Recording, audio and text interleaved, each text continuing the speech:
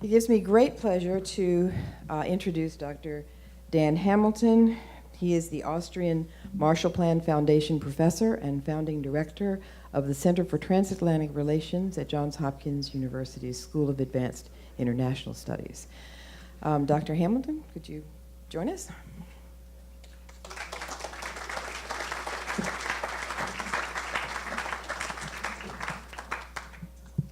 Thank you. I have the honor of introducing our other keynote speaker this afternoon, who's come a long way to be with us. I think we've had quite a day of discussion on the importance of the Marshall Plan. I was just in Europe, just came back, giving similar talks in Austria and other countries. And I think the one element of this that is important to me, and I think still needs to maybe come out in its clarity, is between 1945 and 1948, the United States provided $15 billion in assistance to Europe after the war. Europe was devastated. But it soon became clear at that time that that $15 billion of checkbook diplomacy had not turned Europe back on, that Europe still had not recovered. And that what led people in the United States to think harder about what it is we were trying to do and whether our methods were somehow needed to be rethought. And it was only then that American leaders understood we could not step back from Europe. We could not just keep giving money to Europe. We had to think of a different approach. And it was only then that a new cycle began, punctuated by Secretary Marshall's speech 70 years ago. It's important to know, once we started the Marshall Plan, that in the end, the Marshall Plan was $13 billion.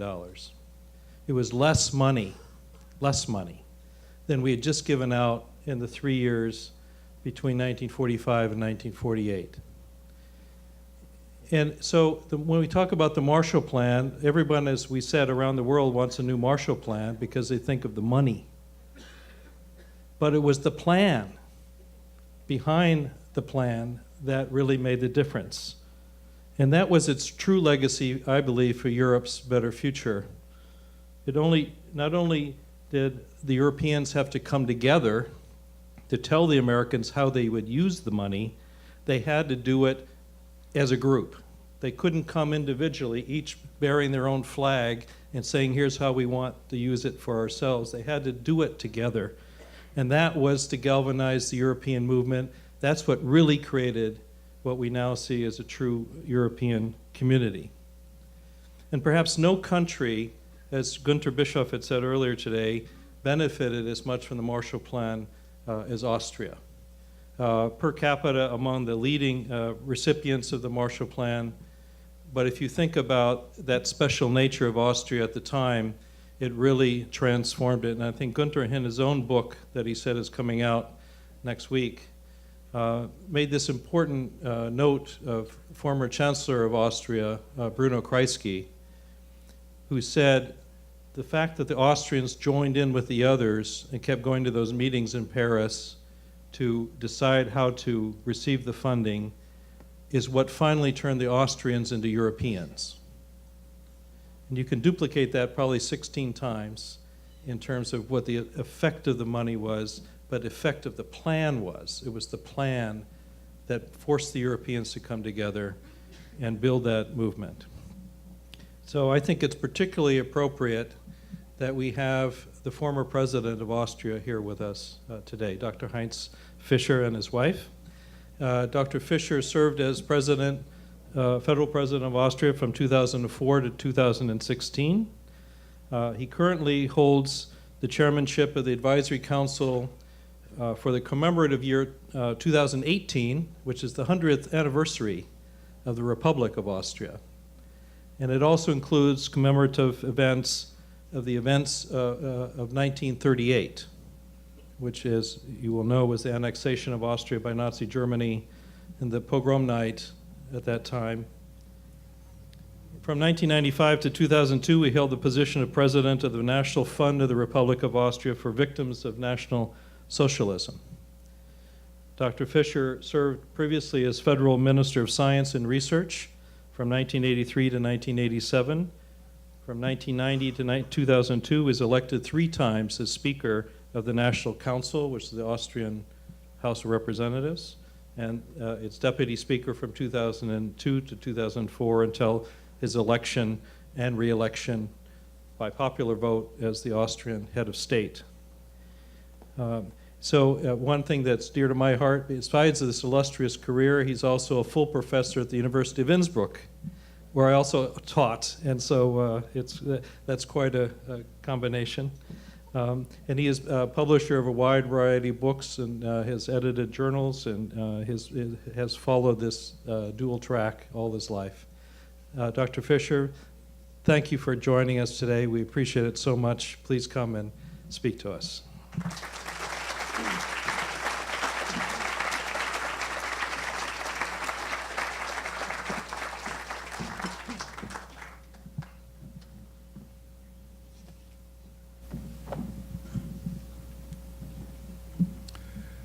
Excellencies, distinguished guests, ladies and gentlemen, it's indeed a great honor and pleasure for me as an European and Austrian, as it was said, to address you here in the George Marshall International Center on a particular day.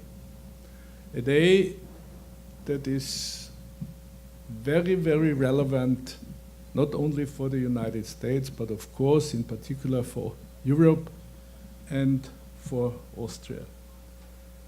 The Marshall Plan was the intellectual and political and economic basis for the European Recovery Program, for ERP or ERP. And ERP was the key to economic recovery and political stabilization of 16 European countries, including Austria. Many things have been said already, but what I can add in any way is to draw your attention to the situation in Europe, and particularly in Germany. And I was very happy about the positive judgment on Germany just a few minutes ago, and in Austria immediately after World War II. It was a disaster. It was almost hopeless for many, many reasons. In Austria, for instance, 240,000 people lost their life during World War II. Almost 100,000 were forced to emigrate, and there were many intellectuals and many people leading in economy, in science, in art, etc. We had almost 100,000 prisoners of war in Siberia, destroyed infrastructure, hunger, and chaos. Let me make a few personal remarks. I started elementary school in 1944, near Vienna, not in Vienna, but near Vienna, at the age of 6. In the last months of World War II, sirens announcing bombing were part of daily life. Food was very, very rare. The brutality of the Nazi regime and the so-called Gestapo, the Geheime Staatspolizei, was at its peak. The Battle of Vienna lasted several weeks and ended early April 1945. And then, as a child, I saw the first Russian soldiers in the streets and even in our house, because the Russian army, the Red Army, was the first to reach the eastern part of Austria, while in the west of Austria the battle still continued, and the German army still tried to defend the so-called Alpenfestung. On 27th April 45, when, as I said, the war in Western Austria still was continuing, a provisorial government was founded in Vienna and declared the annexation of Austria by Hitler, Germany as void, and declared to restore Austria as an independent and democratic country. But to declare something without power behind you is not the reality. The real power was in the hands of the Allied troops, and this was in Vienna in that time, in April 45, the Red Army. And the main task was to avoid hunger and death of hunger fame in Austria after the troops of Germany, by going back, were destroying whatever they could: infrastructure, transport, bridges, railway, etc. A few months later, or in this summer, 1945, also a ministry for food and nourishment was founded. We did not have a foreign ministry in these days. We did not have a defense ministry. We didn't need it. But we had a very important ministry for food, für Volksernährung, as the German title was. And my father was engaged as a lawyer to work in this newly built Austrian Ministry for Food and Nourishment. And from that moment, for me as a boy, words like UNRWA, that means United Nations Relief and Rehabilitation Administration, or CARE, Cooperative for Assistance and Relief for Europe, became very familiar and very attractive, because they indicated something very positive and very necessary. When food from UNRWA was distributed in my school to the boys and girls below 10 years old, I knew what it was. And I still remember it, my first taste of corned beef, chocolate, condensed milk, chewing gum, and other things in these little parcels, which were extremely valuable.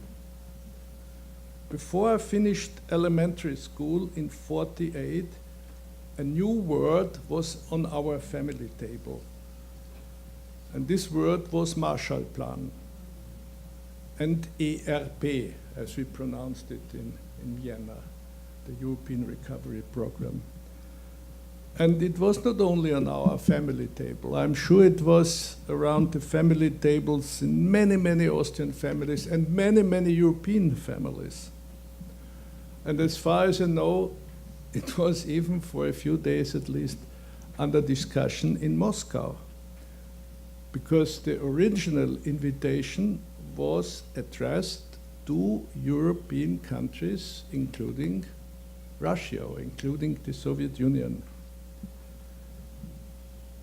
The Secretary of State, George Marshall, in the United States government, had announced a comprehensive plan for the reconstruction of post-war Europe, the European Recovery Program, as it is described and honored today, manifold. And I agree what I just have heard, that it's on the one hand, of course, the money and goods and gifts and food, but on the other hand, the system, how it was included in the economic circle, in selling and buying and paying off. 16 European countries reacted positive to that idea. Moscow, after a few days of hesitation, said "niet," as we heard it very often in these days in Vienna, and forced their friends. At this time, you cannot say satellite countries. They just were on the way to become satellite countries, like Czech Republic, for instance. But they forced their friends to say no. So they missed a success story. Austria was in a particular difficult situation, like Germany. We had foreign occupation soldiers in Germany as well as in Austria. What was better in Austria was that the country was not formally divided. Germany was divided. In Austria, we could elect a government in November 45 for whole Austria. And that helped us a lot. And the historians tell us that the Russians allowed free elections in Austria in November 45 because the Communist Party in Austria told them, if you make elections in Austria, we, the communists, will get at least 33%, 1/3. And then together with some others, we can build a free elected government. That was attractive for the Soviet leadership. And then we had the elections, and then was the great disappointment from the communist side and the great happiness from the democratic side, because the communists got exactly 4.1% of the votes. And so a coalition government could be built with 3 parties: Christian Democrats, People's Parties called, Social Democrats, and 1 communist minister in the government. And this 1 minister resigned when? In 47, in connection with the Marshall Plan. The Academy of Sciences is editing the minutes of our government. The government Fiegel and the government Raab, etc. Just a few weeks ago, a volume came out where I could read the discussions in the government on the Marshall Plan. It was a substantial matter. Again and again, every Tuesday, they discussed it. And it became more and more important because the basic idea of the Marshall Plan, as you know, was to help the Europeans to help themselves. It was not just a gift. It was like this famous saying, poor people in Africa, you shouldn't give them a fish, you should teach them how to fish. And this system also was applied to the Marshall Plan help. And the resources were given at the disposal of the Austrian government, which in turn was expected to make a large part available as credits to the Austrian economy. And the economy was hence provided with the necessary investment funds to restart the economy. The credits extended through the so-called Marshall Plan counterpart funds were repaid in Austrian currency. And these counterpart funds, maybe you have discussed this in the morning already, were distributed to different areas in the Austrian economy. And really the nucleus, the basis, the backbone of the Austrian economy was based on Marshall Plan help. At the very beginning, in the first months, food and agriculture was the most needed help. But very soon, there was a change to long-term investment. Over the years, one can say that 1/3 was invested in energy or in basis in production of energy, 1/3 in industry, and the rest in infrastructure, agriculture, and tourism.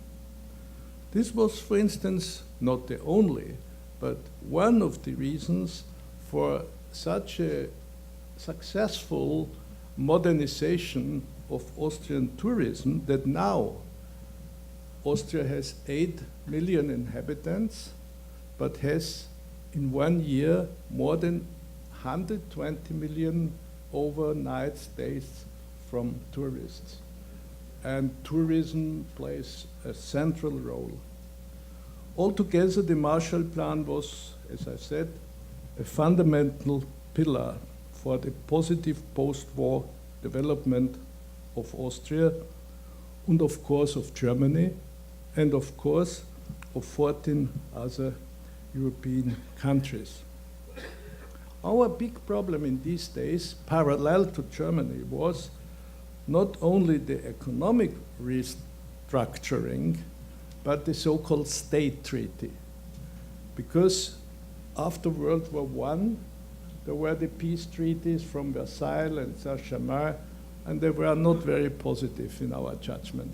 But now, after World War II, we had no treaty at all, neither a peace treaty nor a state treaty. And there were many dozens conferences of the Allied foreign ministers or their deputies.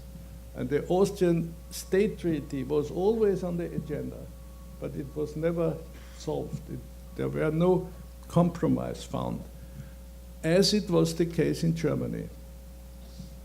Then died Stalin in March 1953, and we know, or at least we have very strong indications that the leadership in the Soviet Union after Stalin's death, Beria was executed, but Khrushchev and Bulganin and Malenkov and how this leadership was named, they said, Austria is a small country. If we make some compromises on the state treaty, it will be a signal that the new leadership in Moscow is different from Stalin. With them you can negotiate, with them you can find compromises. This is our explanation, where very suddenly the Austrian government received an invitation to come to Moscow and to negotiate, and the Russians were much softer or much more ready for compromises than in the years before. John Foster Dulles was in these days the American foreign minister. He was informed, there was coordination with him, it was an agreement. And on 15th May 1955, shortly after the end of the Marshall Plan, the state treaty was signed by John Foster Dulles, Molotov, Antoine Pinay from France, and Harold Macmillan, the later prime minister from Great Britain. And I may say this was the solid basis for post-war development in Austria, the Marshall Plan, and later on the state treaty, both in cooperation and with the help of the United States. Ladies and gentlemen, as you said, or as it was just said before, Germany celebrated and was thankful for the Marshall Plan. In Austria, in 1997, the Marshall Plan was commemorated in many 50 years anniversary celebrations across Europe. Austria too took part in these celebrations, above all organizing an academic conference in New Orleans in May '98. This conference was the hour of birth of the Austrian Marshall Plan Foundation. We always know that Germany is our big brother. They have 80 million inhabitants, we have 8 million. The budget is in a similar relation. The per capita income is in Austria a little bit higher than in Germany. We are very proud about this. And it is even higher than Sweden. As far as unemployment is concerned, Austria was many years lower unemployment, but at the moment the Germans are better than we.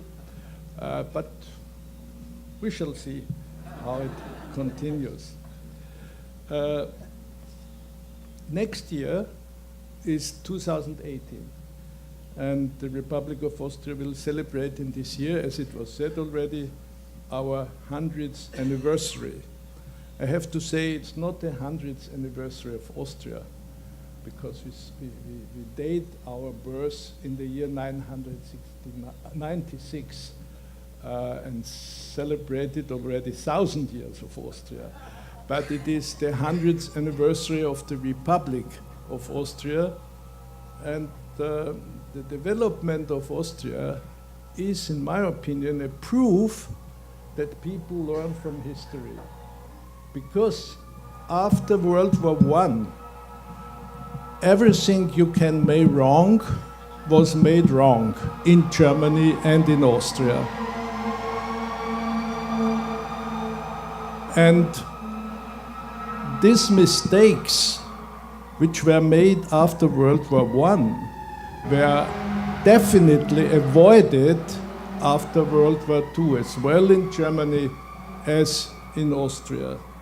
And therefore regard this story as a success story. And as a former member of the Austrian government in the 80s and a former speaker of the parliament, as it was mentioned already, and as president of my country, it is my pleasure to use this conference to thank the United States for what they have done to Austria, and to thank the people of this great country for this unforgettable assistance to Europe and to Austria in particular, on the way to freedom and to prosperity. The Marshall Plan was and still is a shining example for international cooperation and solidarity. A few hours ago, I listened very carefully to the speech of Madeleine Albright. I know her from earlier years. Our birthplace is in immediate neighborhood. Czech Republic and Austria are neighbors. She likes Austria. So I may be a little bit preoccupied in favor of her, but still, I must say, I appreciate very much what she said and how she said it. It gives hope, because our common position obviously is neither Europe first nor America first, but we all together. This is at least the lesson of Marshall Plan. Thank you very much.